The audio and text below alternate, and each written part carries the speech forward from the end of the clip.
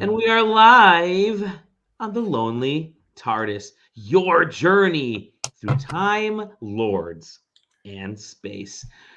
Join three lovely companions to get together each and every episode, definitely on time, to talk about the latest Doctor Who news and such and things. I'm one of those companions, Dolly Demofsky. Hello, I just said my name. Joining me, this dude right here, the one, the only Marcus Beer. Buongiorno, ciao, That is him. That is him. And this gentleman down there, Sean Eucalyptus Norton. I just christened the Eucalyptus as your middle name for no reason. Hi, Sean. Hi. Oh, are we having a... We're having a Sonic off. No. We're having a screw off. Guess Marcus, what? Yours may have been bigger before, but mine's extendable. What screw? First of all, lovely beards, gentlemen. I do not have any, but it's kind of clockwork style. Starts with me at 0 at midnight with no beard, and we have the 3 o'clock shadow right there with Marcus, and right down there, Sean has a 5 o'clock. Just a stunning array of beardage. I love that. And you got the gray stripe down the middle. That's looking, they call me Great Chin. Great. They don't, but they could. They could. My Sonic screwdriver is. Now you got me wondering where my Sonic is. I have no idea. Marcus, is that looks like a unique Sonic screwdriver? Can you tell me about it? This was left to me by the 14th Doctor. It's his Sonic. It extends. It's got some sort of hooky type thing. I've been trying to draw rectangles so I could watch TV wherever I want. Not working, but yes, I was very, very blessed to get this for Christmas because that brings my set up to, I think, about 7 now. Oh my goodness! Yes, I'm very, very happy. I had a good Christmas swag wise, obviously. Sure. Zygons be Zygons. Oh, look at that! Look at that! I got that, and then I got this piece of art that's going to be hung up. Ooh, I like it. Just put it on your forehead. You just walk around with that. Hello, I'm a TARDIS. Center a little bit. Doctor on the outside, I am. So yes, that was. I had a great holiday season, great Christmas, great holiday season. Nice. My wife obviously did the awesome. Sean, I understand you had some rather nice schwagadoo for Christmas too. What do you have, my boy? I do, yeah. I have the TARDIS from Hallmark.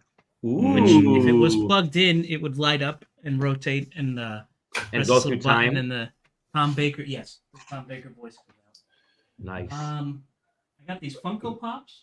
Oh, the ninth Doctor. The excellent Doctor right there. My first Doctor. Along with him is the War Doctor, who, my as spirit animal.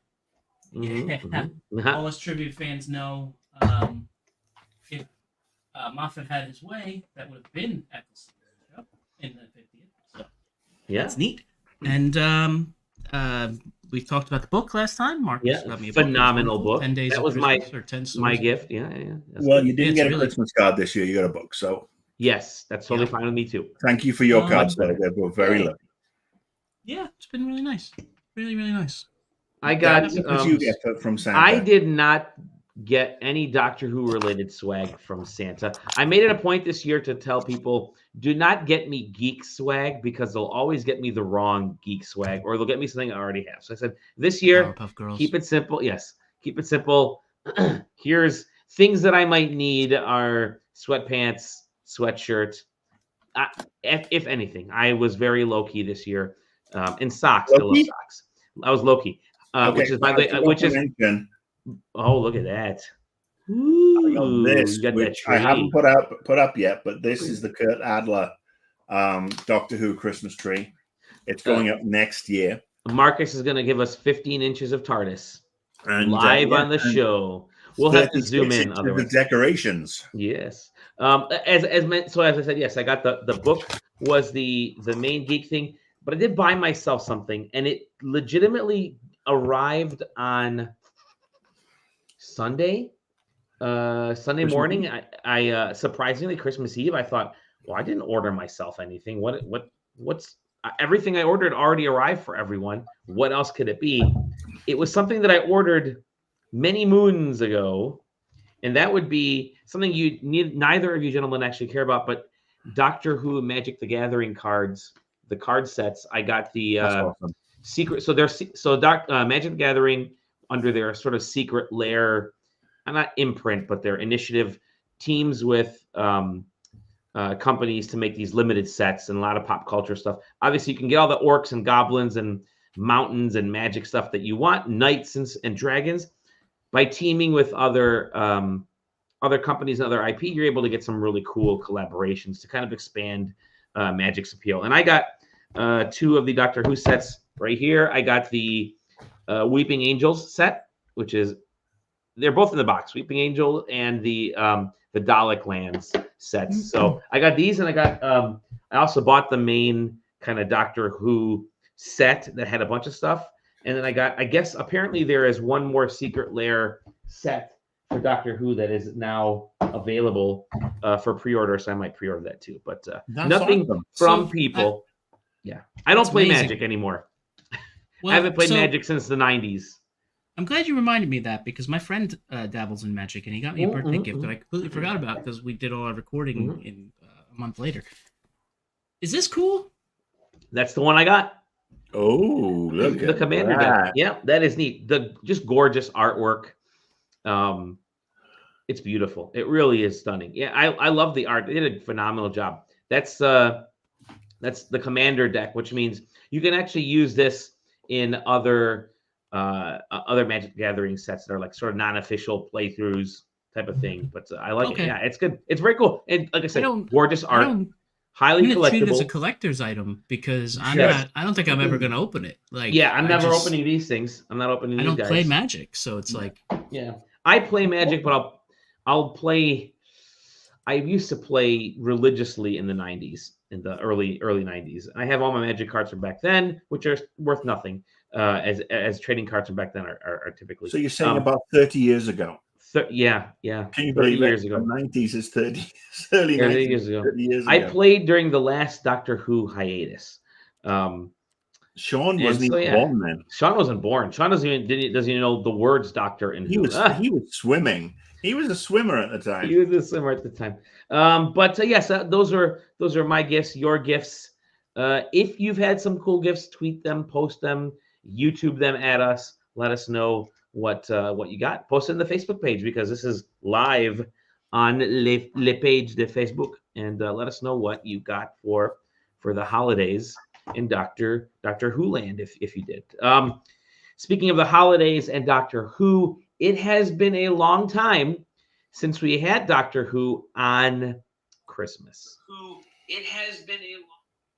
And somebody's watching me there. Yeah, I just want to make sure I can see comments and stuff. Good. And we had Doctor Who on Christmas this year with 2017, wasn't it? Was it 2017? I think you might be right. Capaldi's Goodbye. Oh, that's right. Yeah. Because 2018. Yes. Yeah. Shifted to New Year after that. Chris Chibnall, the Zack Snyder of the Doctor Who universe. He is that guy that we do not love. But we had the Church on Ruby Road, which is the 15th Doctor's first episode by themselves.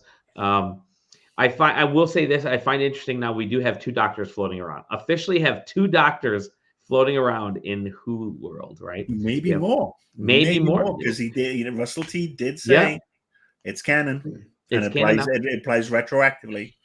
So before we get started on the Church of Ruby Road, I actually want to share something I read yesterday. Sure. Yeah. Bizarre little bit. So I think it's like the British Medical Journal releases some like fun, silly facts every year. And the years where the Doctor Who Christmas special is aired on Christmas Day, the number of deaths in the UK on Christmas Day have gone down. Oh. When they haven't aired one, or aired one later, the number of deaths go up. So Doctor Who has saved lives on Christmas. So and Chris Chibnall is a murderer. I love it.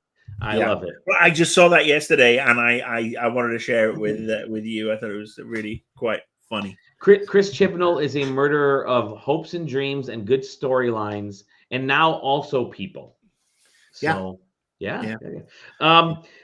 Speaking of which, Church on Ruby Road, they just released the overnights and did phenomenally. It was the third highest viewed show just in that evening.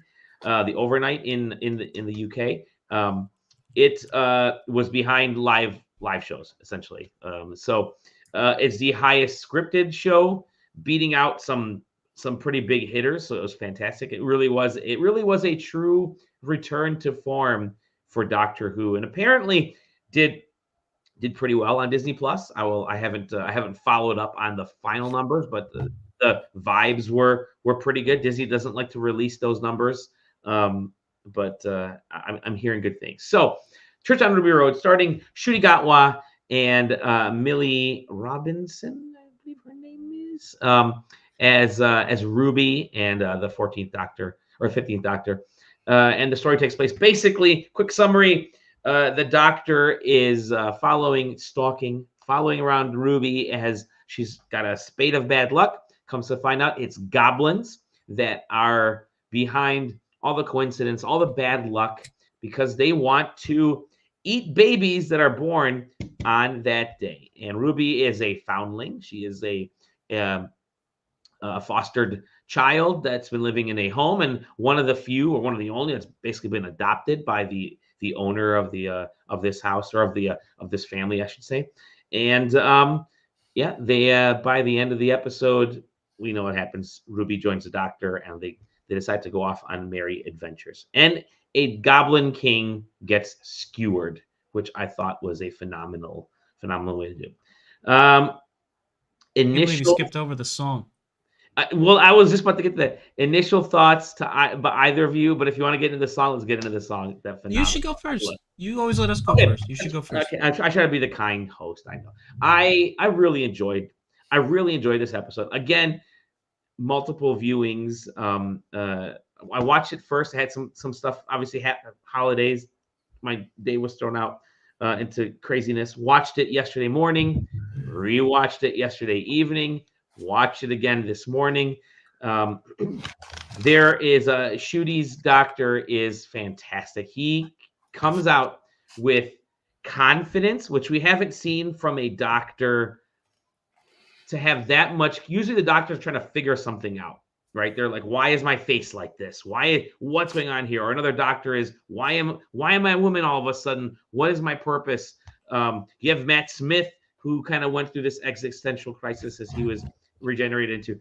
Ncuti Gatwa comes out as much like the 9th Doctor when we first see him, full of confidence, also wearing a leather jacket, full of confidence and joy and fun. Like, he had a dance scene in a club, which I thought was fantastic. Why the hell not? Why can't the Doctor just have a good time in a kilt? Which I think is honoring his dual nationality, which is he is Rwandan Scottish. Yes, so I thought that was fantastic. Fantastic. His accent, by the way, also fantastic in this episode.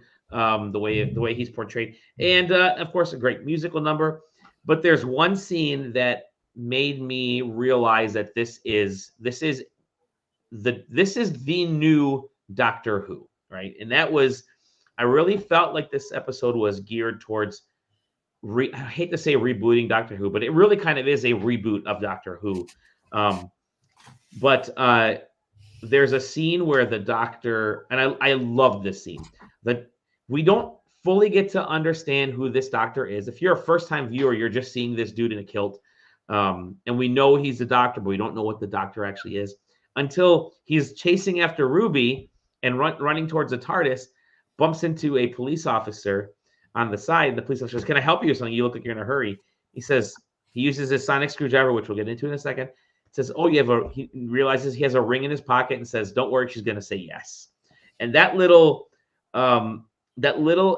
segment encapsulated not only who the Doctor is, but who this Doctor is, in that, again, confidence, showed American audiences, especially Disney audiences, of he can deduce things on the fly using his funky sonic screwdriver, using his wits, and doing a little time travel understanding. I think that was an awesome scene. And I actually read later on that scene was filmed after everything was done because Disney specifically requested a scene like that to introduce the Doctor. And after I watched it, I realized, oh shit, that helped. I think it really helped this plot of this little vignette of who this Doctor is. But I love that scene. I enjoyed the overall majority. Again, not my favorite episode. I think there was something really interesting with the previous episode with the toy maker. But fantastic kickoff to Shudi's era, I think. Just really fun and joyful and full of energy. And that's what I've wanted from the Doctor for a long time. And I think the Doctor right now, to me, needs to be someone who is, it's escapism. It's escapism. It's fun. I don't have to teach you things. I don't have to force things at you to get you to understand. It's like, all this stuff is happening. Just come along for the ride, man. And I think this Doctor is very much a come along for the ride. It's going to be fun. And then they hook us with the whole foundling aspect, which I thought, this is going somewhere. The Doctor is a foundling, which a great way, by the way, to tie in the Timeless Child, and then also to just whisk away everything that we didn't like about the Timeless Child. But I thought that was fantastic, and really nice way to start to link some things. And then we had Mrs. Flood at the end, who knows something, but we don't know what she knows. So overall, enjoyed this episode. That was my brief but too long personal summary. That was a better summary than the summary. Let's go to you, Sean. Let's go to you, Sean. What are your thoughts this time? I liked it a lot. As my wife put it before we recorded tonight, we've liked 4 episodes of Who in a row, and I have no idea when the last time that was. Right, Capaldi, I guess. It's just fun again. Yeah, it's worth getting excited about. So far, it hasn't disappointed with any of the excitement, the build up, and to your point, and I think we'll talk about a couple different things as we each go back and forth. But to your point, this is a Doctor Who, as he had mentioned in his previous episode, has gone through therapy already. However timey-wimey it is, and he knows who he is, and he is just a heartfelt, full of swagger, kindness, confidence, dancing Doctor, right? And as long as I've been watching the show, I've never seen a regeneration like that. Yeah. So it was really refreshing, and you could tell that it is a subtle and not subtle way of with the 60th capping off those 60 years, those 60, see everything. Like, this is that fresh start. And it doesn't change anything that came before, but it is very clearly setting a new standard moving forward, without rebooting continuity and stuff. As he alluded to being an orphan and abandoned and stuff, and it was just great. We got a lot of multifaceted previews of the multifaceted personality there, and there's a lot I could say, but I want Marcus to talk, and I want to start riffing off each other. So, but I liked it a lot. Did you notice also how, I hate to bring up the trailer for the next time, but to kind of bounce off your point, they're calling the next season season 1. Yes. Which really does, put some weight behind the idea of them rebooting the Doctor again in a weird way. But anyway, the series are done. The seasons have begun. True. Oh, I like that. Marcus, your thoughts, my friend? Hated it. Next. Yeah. I'm sorry, the Doctor doesn't fucking sing. Oh, no. Come on, he doesn't sing, he doesn't dance. Well, actually, he did dance once. The episode in called The Doctor Dances. They call The Doctor Dances, yeah. Yeah, I mean, he's got... I'm kidding. Of course I'm kidding. I wouldn't say I loved it. I would have said I very much enjoyed it. Yeah. Didn't love it because the story itself felt a little ponderous. Yeah. Yeah. Basic story. Yeah. Yeah. It did feel like a whole new Doctor for a whole new generation. That's certainly not. I mean, this is the first noticeable Doctor Who, I think, for me, where I don't recognize the land I used to live in, the one they show. And it's not a negative thing. I'm delighted with the multiculturalism that's come into the show, and the diversity. Obviously, this has made a lot of neckbeards and a lot of right-wing fuck knuckles, including GB News, the Daily Mail, the Tory Graph, and all these other wankers, to claim that Doctor Who was woke. And yet again, we will deliver the sermon from upon high. Doctor Who's been woke since the first day it was shown, you twats. Seriously. There's nothing wrong with being woke. Doctor Who is diverse. Doctor Who is all-encompassing. The beauty of Doctor Who is if you watch Doctor Who, you get Doctor Who, you love Doctor Who, you're going to be a better person, because I guarantee you Doctor Who will raise your child way better than 90% of the fucking adults on this planet. Not that I'm biased. Ncuti is...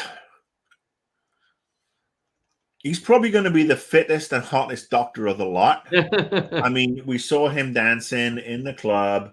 We saw him just getting down. There was just pure joy. We've seen that clip of him dancing over and over. And yeah, the boy is muscular. Yeah. The Ncuti is muscular. I'm not sure how they, what their pronoun is, but yeah, just ripped. Jacked. I like jacked. Jacked is good. 1,000 gigawatt smile that just beams out. That's a great point. The eyes, though, the eyes are old souls. The eyes are really, really old souls. And there was a couple of scenes, especially in the bedroom of the flat, just after they'd rescued the baby, where he was just centered on the camera. And the camera just loved him. I mean, it was just like, he was just standing there, but it was fucking hero pose. So yes, got a little, oh Lord. Yeah, I just thought it was a very enjoyable episode. I thought actually the song, the Goblin King song, was, I thought it was great, brilliant. It's so fun. And you know, yes, the Doctor and Ruby have great voices. I don't think it's something I'm going to need every week. It felt kind of Willy Wonka-esque. And what is the Doctor but an intergalactic two-hearted Willy Wonka, minus the chocolates. I thought that that scene that you talked about with regards to, you know, when he pops out of the head of the snowman and he talks to the police officer. So, random fact, that is obviously a street in Cardiff. And if, as you're looking down, there's a shot where you look right down, and the TARDIS is on the left-hand side. And if you look beyond that, that is a beautiful hotel. I think it's called the Post House, where Sean and I stayed last year. On a trip out there last summer. So, and it's right in front of the Millennium Stadium, which is the big rugby stadium in Cardiff. But yeah, I thought there was a lot going for it. I found it interesting that the Goblin King got pierced. And yeah, you're right. Did the Goblin King die? The Doctor doesn't kill, but he pulled that thing down.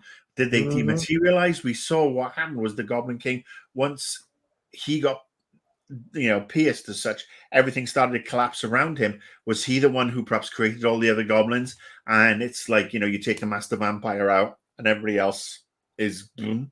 Because they're not time travelers, they're time skippers. I do like how offended the Doctor was when they called the goblins. Oh, it was great. It was good. Such a nice touch. Yeah, that was, and then just the childlike delight on Ncuti's face when he was talking about the science of coincidence. It just made you believe, and I mean that's the thing. This is the tagline. They should lift that tagline from the X-Files for this season. I want to believe. I want to believe this Doctor. I mean, I have loved all the other Doctors, but this one just has a glow about him. You know, we get one of our comments right now. We have I hate the sonic remote. We'll get to that. But love Ncuti as the Doctor for sure. He just radiates charisma. It is just oozing out of him. And Marcus, I know Mark. Go ahead. Well, no, you mentioned the singing, so I love the Goblin song is so ridiculous and over the top. So on Christmas Day, on Christmas Day, they're singing about salting and eating babies. And then he shows up, and that was enough. But then he shows up and starts singing, and then she starts riffing with less confidence because he's a bajillion years old, and she's like, "What the hell is happening?" And they both nail it. And Val and I turned to each other on the couch, mouths just open. We were just like, "Holy shit!" You don't get that in Doctor Who. You don't get it in the Stone Cold Man. Even at his friendliest, you still had the scars and everything, but like even at Matt Smith's quirky friendliness, you're not getting him singing. No, it was so. Judy's talents are great. I don't know how long has passed between the end of the giggle and the start of the Church on Ruby Road. I'm guessing it's a while, because this Doctor, as you said, is confident. He's grown. I mean, we saw him come out of the By Generation with his "What the hell is going on?" Sure, and he had a confidence. He was further down the line. The rehab was done out of order. I'm guessing this is the Doctor fully rehabbed. Yes. And this is the new Doctor. This is what's going to kick on and move. When he suffers a loss, when he loses his temper, when his soul gets crushed, it's going to be biblical. I mean, I have not seen a Doctor who's can scale the heights and the lows are going to be mental since Tennant's first run as 10 on the Waters of Mars, where towards the end there, because I don't know if you remember when we were talking about that episode, I said I wish Tennant was going to have a season where he could explore this cocky the Doctor that was on the cusp of darkness. I wanted to see that, and we never got to see it because obviously the next two episodes and he was gone. So yeah, I thought it was great. Interesting thing about the viewership. I mean, obviously, the BBC figures were beaten by Strictly Come Dancing at number 2, which is Dancing with the Stars, British version, and the King's Christmas Speech. Right, the King's Speech. Yeah. Now, King's Christmas Speech. This is the first time Charles has done this as king. No, as king. Always going to be a big draw. Yeah. The numbers, it came in at just under 5 million, and the right wing press is seizing on this as, the second worst debut of all time, blah blah blah. Well, this is not the Doctor of 20 years ago. This is not the Doctor of 2005 through 2011. Streaming was not around. There was not more options. Everything has just diluted. For it to be the third watched show of the day before we get to all the reruns and BBC iPlayer and online, and we know that Disney Plus will release the numbers. We know this show is in a good place. I will also say the quality of the show has risen exponentially. It feels bigger and grander, which we saw in the Blue Yonder, the Giggle, and the Star Beast. But this time it felt bigger yet smaller. It had this intimacy. By focusing so much of the action in the flat, it was there. There was 3 rooms. There was Granny Sunday, waiting for her cup of tea. Sherry Sunday. Russell T. Davies had he must have been on Molly when he wrote some of these names. But as a former foster parent, to see Ruby's home and to see the mum who took her in and the 32 other babies that mum had fostered. And then when Ruby was gone because they'd gone back and taken the baby, to see how much warmth had been pulled out. I mean, it's literally they pulled the plug on the heating element or something because it got cold, it got mean, it got desolate.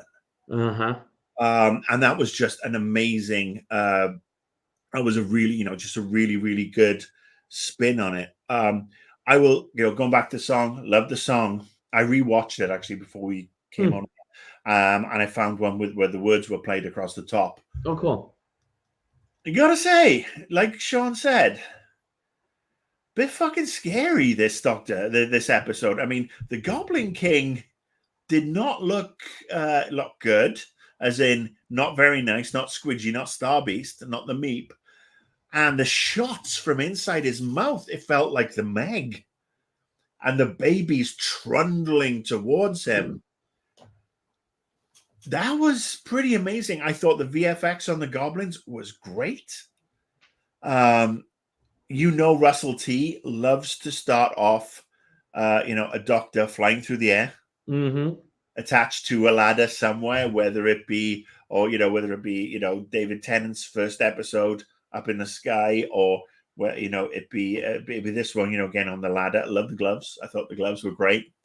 There's a Christmas Etsy thing for next year. So yeah, like I said, it wasn't my favorite episode ever. It didn't hit the heights for me of the Giggle, but the Giggle had so much more in its ammunition. It had Tennant, it had Catherine Tate, it had Neil Patrick Harris, and that triumvirate played off each other so well throughout the episode. And then you threw in Ncuti, and it just elevated it to something almost like legendary, which is why that one is one of my favorite episodes of Doctor Who ever. And to follow that was always going to be tough. And to be fair, he scaled it down. And I am, I rewatched it, still got my toe tapping on the song. Got thoughts about Mrs. Flood. Yeah. Mrs. Flood is the pantomime villain. Wink, wink. And I knew there was something off with her when literally you saw her sitting on a day. She was literally channeling Bernie Sanders at the inauguration. Where she was there with her blanket on her chair, wrapped up from the cold with her thermos. She was watching the show. What's interesting is that I feel like at the beginning of waiting for it. I knew it. I knew you were going to say the Ronnie. I've been campaigning for her to be back. I want to see the Ronnie back because there was just. So sorry, Dali. I know you've got things to say. I was leading into this. Go ahead. Obviously, your box of tricks. You look like you've lost a pound and found a shilling. Now that dates the character back to pre-1970 and decimalization in the UK, because we went from pounds, shillings, and pence before I was born to pounds and pence. So I'm wondering if it's not the Rani, if Russell T has been digging around in that old box again, and after bringing back the Celestial Toy Maker, who's he got this time from that period of time that he's pulled out? Now, the actress, Anita Dobson, haven't seen much of her in a while, but she was a character actress for the longest time. And then in the early 80s, she was one of the founding cast members on a BBC soap opera called EastEnders. She played Angie Watts, who ran the local pub.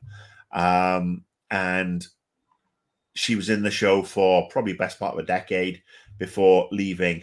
And she's also married to Queen guitarist Brian May. So that's a little bit of background on the celebrity that is Anita Dobson. Anita Dobson is not. She's not a character like a 2-minute cameo actress. She's got heft. She's got chops. She may not have done a huge amount of things recently, but given Russell T Davis's fascination with all things 70s and 80s, recently he did a show, a mini series called Nolly about a actress called Noel Garden, who I think it's Gardner, who was an actress in another soap opera called Crossroads, who was unceremoniously fired, and Helena Bonham Carter played this character. So he loves delving into his history of TV. He said he loves TV. He's been watching it all his life, and he just loves the stories. So it may not be the Rani. Sean sent me a link from Reddit because we know how fucking reliable Reddit is. But no, I mean, it's probably a valid link. We're probably not getting the Rani. Apparently, we don't know who owns the rights. We don't until know that gets sorted out. They might not even be able to use the Romulan.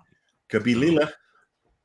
Yeah. Could be I Romana. guess the original creator passed away. Who the hell knows what estate took over? And look, it's since we all started watching, it's always been every season. That's like the go-to reference. Yeah. I would love for it to finally be time. The other thing I saw kicking around was somebody jumping on the fact that it's Flood and River Song. Right. Yeah. So, and that I think is probably a way too on the nose after Amelia Pond, River Song, and now Mrs. Flood. River, Song, River Flood. Yep. What's interesting to me is that at the beginning of the episode, she sort of is taken aback by seeing the TARDIS there. But by the end, she has flipped and seems to know a lot more than she had let on earlier in that 2 days. I don't think she's. It felt like off. I think she is just. She may be pissed off, but she's pissed off that she's seen that fucking blue box. Maybe that's what it is. I mean, it may be that she's frustrated. Maybe the Doctor did something, or she recognized it from the get-go. It's like, oh, bloody inconvenience. Who lives in blue? Because she's playing a part. And then the whole you never seen the TARDIS before, and then sitting there watching with her fucking deck chair in her seat and her earmuffs and her thermos. That character is going to be a part of this moving forward. I think we know she's coming back. So yeah. And I love this. This is what I've missed. I've missed the season-long mysteries that don't dominate, but give us something to talk about every week, and they're seeded throughout. Some episodes you get it, some episodes you don't. And then there's the payoff at the end of either this season or next. It's the type of season-long mystery that's not the world-ending mystery that Chibnall tried to. Because with Chibnall, we always thought, okay, how is he going to rope this all together? In this case, if he did it at all, if he did, guess what? He never did. In this case, it's like, I'm curious to see where this little sidebar goes. And they'll probably go nowhere. Russell T. They might go nowhere. That's totally fine in this case. He's like, I've just thrown this character in because I know all you nerdy podcast types are going to spend a month talking about it. Yep. And we will. Well, we've also got the mysterious parentage, right? Yeah, the mysterious parentage. Watched the woman walking away. Yeah. Had a look on his face. We will for sure get that by the end of the season. I'm pretty confident. So I did have one thing. When you walk away, you see her pants are a little bit higher. You can see, so obviously it's a woman. Dare it be 13? Could it be 13? There's a very strong rumor that she's going to appear because Russell T. Davies really loves her, and let's face it, she deserves a good fucking script. So yes, Mavity did appear again. I saw that obviously in the comments.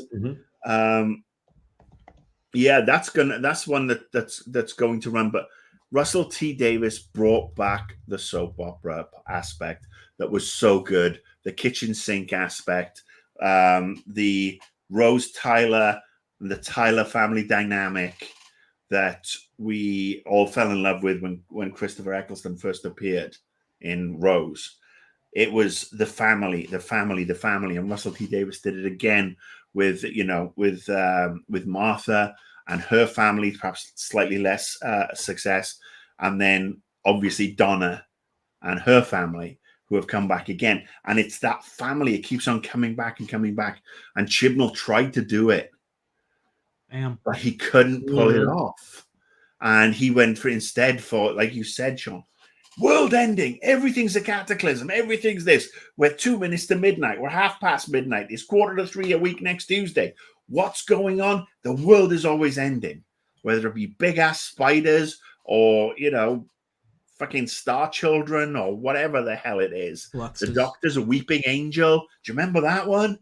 I didn't until you mentioned it. Sorry, mate. No, it's fine. It's okay. But he just brought it in. He's brought it in.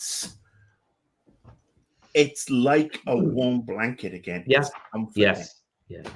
I want to share one thing first and get your thoughts on this. The best sex toy ever. Sonic remote. Is that the Sonic shoehorn? Like you get that and you can't get your It's the Sonic PC mouse. Is what it's a it's flip like. phone. Oh, I would use that as a mouse. It's a good looking mouse.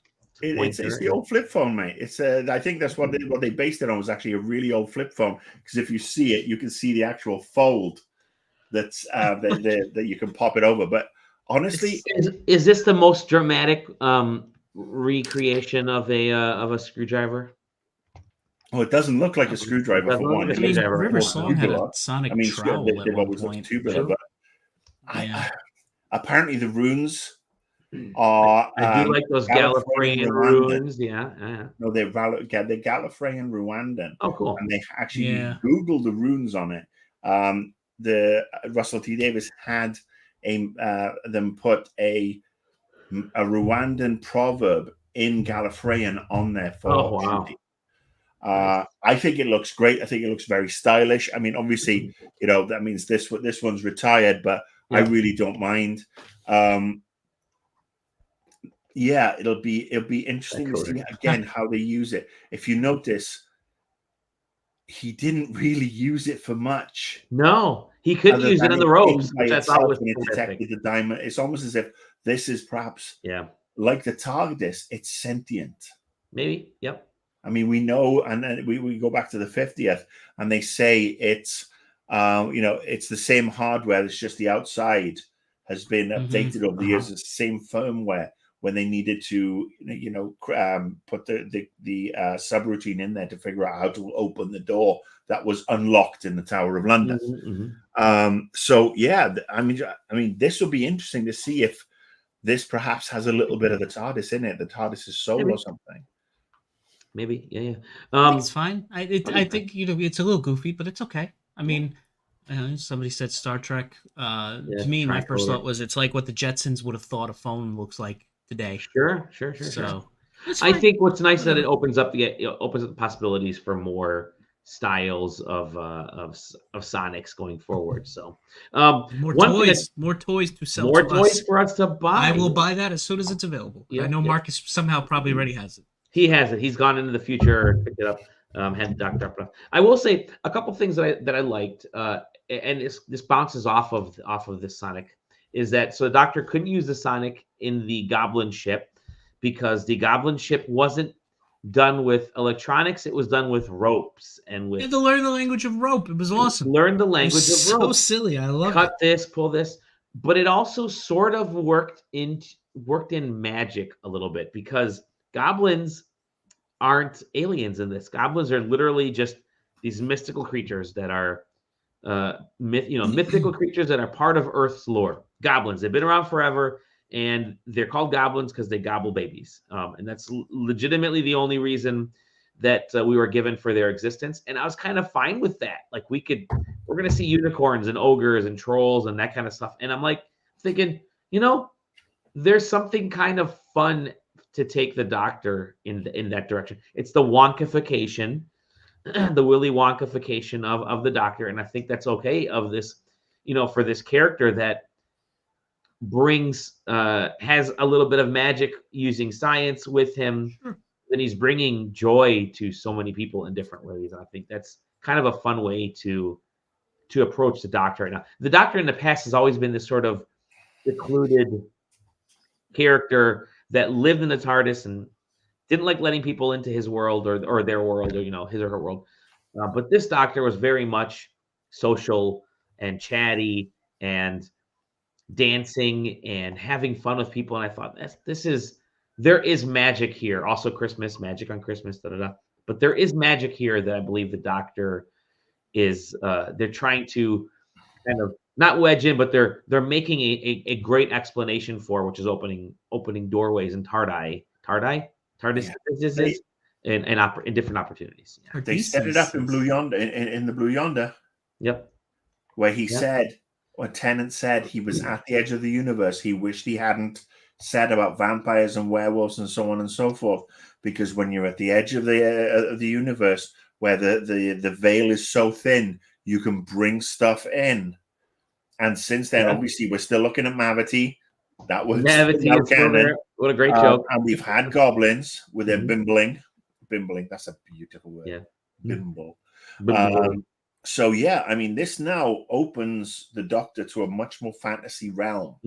As long as it doesn't stray too far from sci-fi, right? Yeah, yeah. But I mean, Marvel at their best has shown that magic and technology can live together. Yeah. Where we've Doctor seen Doctor Strange, Strange, and I mean, and obviously in Thor, that they do say that magic is what people who don't know the science, believe it to be. Yeah. So yeah, I thought he weaved it well. Yep. Sorry, Marcus. I thought he did okay. I mean, they're their own species wherever they come from, planet Goblin or whatever. But he brought it back with sci-fi stuff. They what are they, time riders or time surfers or something like that. So yeah, it was an interesting mix, and I'm curious what it'll be like going forward. But it was definitely an interesting mix to your point of fantasy and sci-fi. And he's still trying to ground it in sci-fi, but is very clearly having fun with the more fantastical elements too. And considering Britain is a nation of turkey eaters at Christmas, gobbling is what everybody does. Gobble, gobble. Gobble, gobble. Well, I'm going to be gobbling up of more. Christmas, I'm not going to be commenting more of Doctor Who when it's back in May, as we found out. It returns in May. Shooty's also noted that they've already, essentially by then he'll have finished. The team will have finished recording and finishing up season 2, which is great. Yeah. Now, Russell T. Davies apparently went out and said one of the main reasons the show has struggled to maintain and grow viewership is the absurd lengths of time that it has gone from. Yeah. And it's funny because some of these new fans are complaining like, May is so far away. I'm just like, child, please. I remember when Capaldi had a Christmas episode and then nothing for a year, then another Christmas episode, and then the season started next summer or whatever it was. So Tenet was the same way every time. If we get this cadence where it's like Christmas, spring into summer, maybe there's a spin-off, Christmas, new season, like that's perfect. Like, and if we get guaranteed Who twice a year, every year, not overdoing it. Yeah. Do I wish it was 12 episods instead of 8? Sure, but I'll take what I can get. Have they confirmed it's 8? Yes. Yeah. Okay. Yeah, I think so. But if it's this quality, if it's the quality of the 60th and the Christmas special, then fine. Yep. Fine. We know it's expensive. The VFX budget's gone through the roof. I think they have 5 sound stages in Cardiff now, as well as all the outside locations and everything. So they are putting that money to good use. And it's the Doctor Who we've all ached for, I think, especially over the last 5 years. The last 5 years. And it's prominently right up there on Disney Plus. It is right there next to Marvel What If, holiday classic movies, and we now have there's a Doctor Who for us rabid old fans in Tenet, and there's a Doctor Who for the brand new viewers in Shutigawa. And I think there's some magic in magic. There is something awesome in that realization, in that being a thing, because you've rebooted Doctor Who in a way with Shuti and said, here's everything that's happened. We cut away. We managed to somehow fix the issues that Chibnall left us with quite literally 3 lines total in these last 4 episodes that Doctor Who referenced enough of things without going overboard to make it worthwhile. And I think that's a great start, a really great start to this era of Who. And I'm super excited, super stoked. Yeah, and I guess to that point too, I am a very, very on the record avid hater of the whatever it was called, the Flux and the Forgotten. Timeless Child. Flux, Timeless Child, yeah. But if we have to have it now, and Russell T Davies has decided not to throw it out, then that's fine. It is really nice to get to see Shuti show such a range between the fun, the carefree, the singing, the crying. And then there was just a brief glimpse of him getting just a little dark, a little angry when he realized what was happening before he had to go back and fix it. Like you said, I just found out that I was adopted or I was abandoned and whatever, and I was just like, fine. Like it was acted well enough and a throwaway line well enough where it actually serves a better purpose now, which is connecting with Ruby and giving this Doctor a sort of new way to bond with his companion and to relate to this human situation, these foundlings and stuff. And also at the end of the episode where he was going to walk away, and well, she wants to come out. That's fine. I'm not going to go get her. Where he said, "Am I the bad luck?" I mean, that is so full circle. Gone through therapy, has accepted everything, but also still understands now, like the consequences that could, like was 80% of his companions die or have some sort of fucked up fate. It was just nice. It was refreshing. He didn't go back in there and be like, "Hey, you want to come for a ride?" or "Hey, you want to hang out?" and just like she came to him and he was like, "All right, well, she came here, so let's let her ride." It was just nice. There were a lot of nice little subtle twists on things we have seen time and time again that made it felt fresh. Yep. I think one of the things we might see, because right now in the US, if you want to watch Doctor Who, you need BritBox, you need Max, and you need Disney Plus. Yeah. Given that Max is spitting everything out, content, I guarantee you they are offering a way, the BBC, a way out of their deal to remove Torchwood, Sarah Jane, and Doctor Who, all of New Who, and shuttle it over to BBC to Disney Plus. Disney Plus. And once you see that start to fill out, and there's a true Who hub on Disney Plus, especially they're going to absorb Hulu, and it's going to become this thing, this mega cable. Thing. This cable. I do think that Who fandom is going to explode as people work backwards and start to find out what's what. They will see Tennant. They'll probably start with Tennant, and then they'll go, "Oh, who came before Tennant?" and this and that. I mean, and yes, they'll take the rough with the smooth. They will see how uneven it was. They will see how dated it can be. And the Autons in that first episode, the dustbins. Oh man. But I think for Doctor Who to really be successful, I mean, everything's going really great. Budget, prime spot on Disney Plus, but there needs to be more content there. It would be great if Disney Plus started hosting the trailers, if they started hosting the behind the scenes. All that stuff is how you develop and create a fandom. And I love that Russell T Davies is becoming the Kevin Feige of Whodom. And we talked about this years ago when we wanted it, and we know that content is slowly going to be filling up. The sooner they have all that backstory available there, the better. Keep classic Who pre-2005. Yeah. Keep that on BritBox. It's $8.99 a month. All the stuff is on there, including Doctor Who Confidentials, a lot of prep stuff that was from the 60th and the 50th and everything else. And if you don't have a BritBox subscription, give it a try. There's a wealth of stuff there. We're going to see the Celestial Toymaker story hit on BritBox, I think in February or March, with the animated sections that they've had to put in. So I would like to see HBO Max or Max move out of the equation so that we've got old and new together. And I think they will when the rights fee is up. Yeah. I think what's really kind of interesting as to note is that David Tennant was America's first Doctor Who on streaming with Netflix. And David Tennant was the return of sort of the reboot on Disney Plus. So Tennant was the sort of starting the linchpin for these two major motions in Whoverse. But we've got a lot coming. We've got a whole season starting in May. We've got whatever spin-offs that they're going to be working on. I'm sure there'll be plenty of news popping up between now and then. Did we talk about Ruby? Do we like Ruby? Did I get your guys' thoughts on Ruby? First impressions? I think she's fine. I like her. She has a little bit of obviously there's a big backstory there, but she has enough of a friendly, youthful attitude that's a little less snidey, I guess, than Rose was. Rose was very sort of Rose is prickly, right? And so she was definitely a little bit more intrinsic, a little bit more. Let me rephrase it. Ruby is a little bit more down to earth than Rose. I feel like Rose was.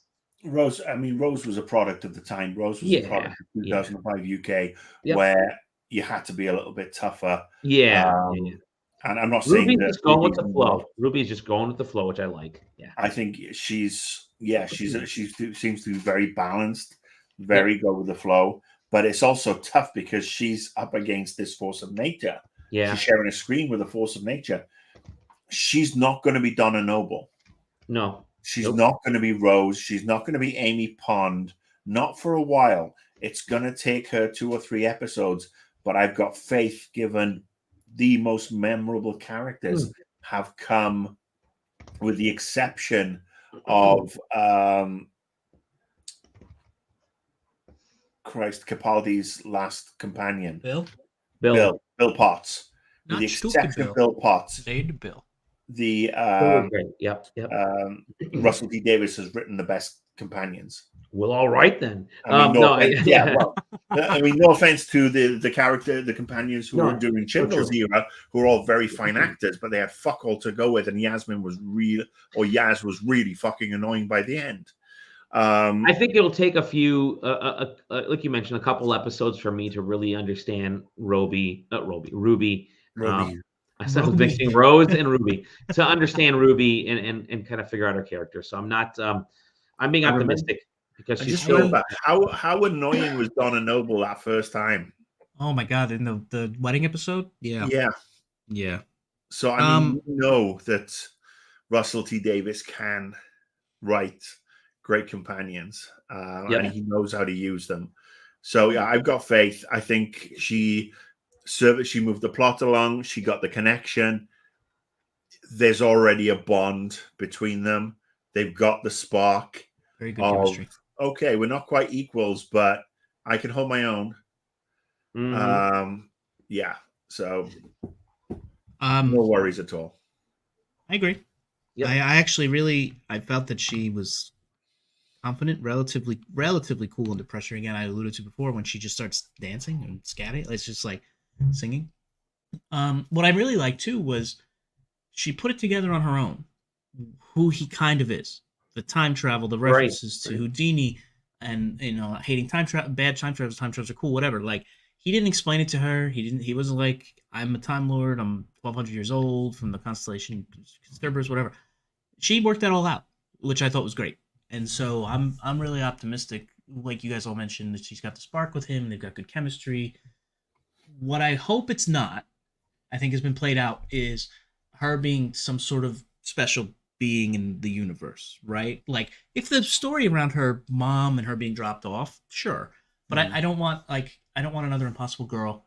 I don't want another Clara who's like intricately tied to his timeline and stuff like that. Like, let her just be another human. Love interest. And it would be good to take a break from the love interest. I mean, that was one of the. I mean, if you look at the two best, it's Donna and Bill for me, who did not fall for the Doctor. And Amy got over it real quick. Their own. They don't need to be love interests. Right. Amy got over it real quick. Yeah. So yeah, I hope it's not a love interest, and I hope it's not, another Impossible Girl or Souffle Girl or whatever you want to call it. But other than that, I'm super excited.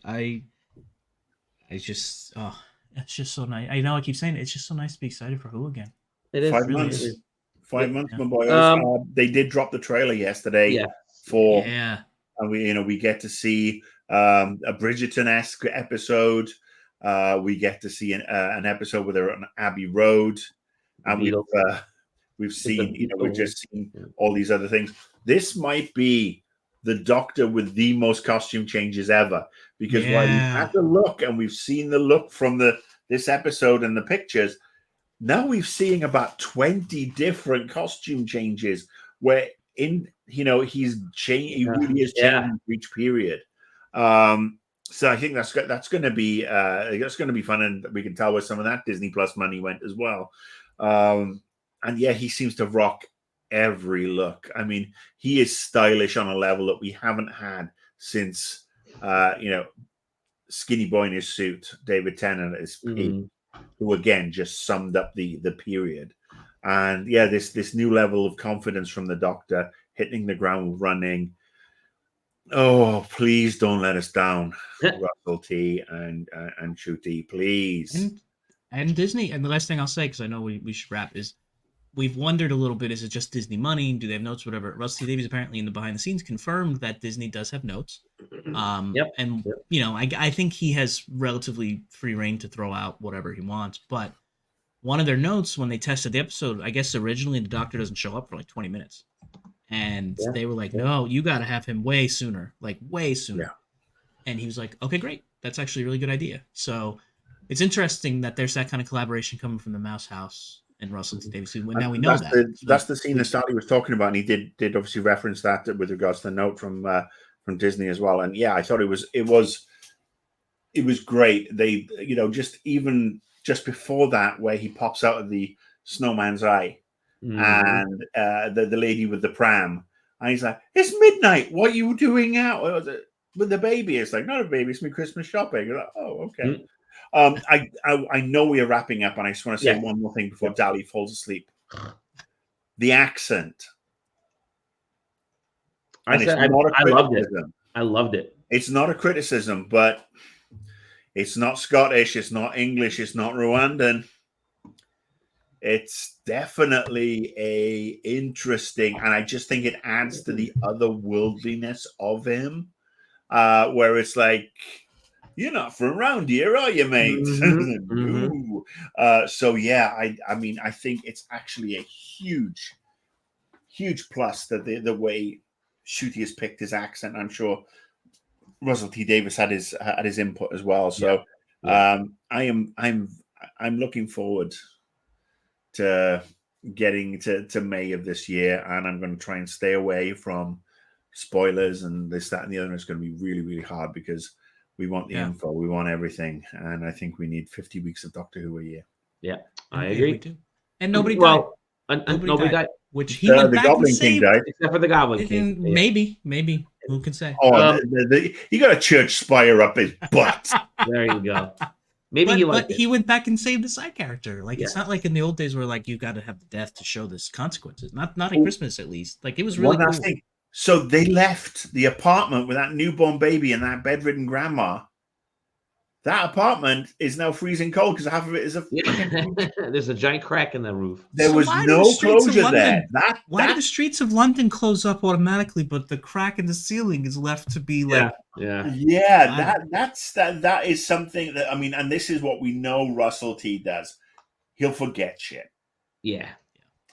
Maybe they ran out of budget to go.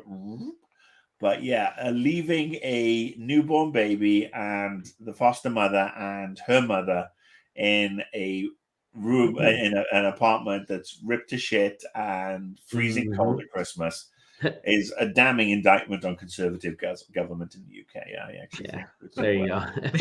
Maybe they can apply for unit alien insurance. Yeah, there you go. Clean it up. The doctor just sends a text and unit takes care of it. Yes. Actually, yes, that would have been great if they'd actually mentioned that again. They didn't mention that. They mentioned it in Star Beast. I hope we get a future episode. They go back to her apartment and it's just giant comical band-aids on the ceiling.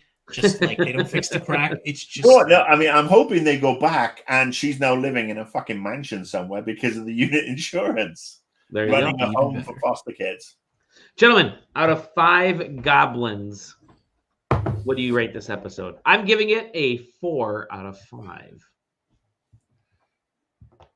Sean.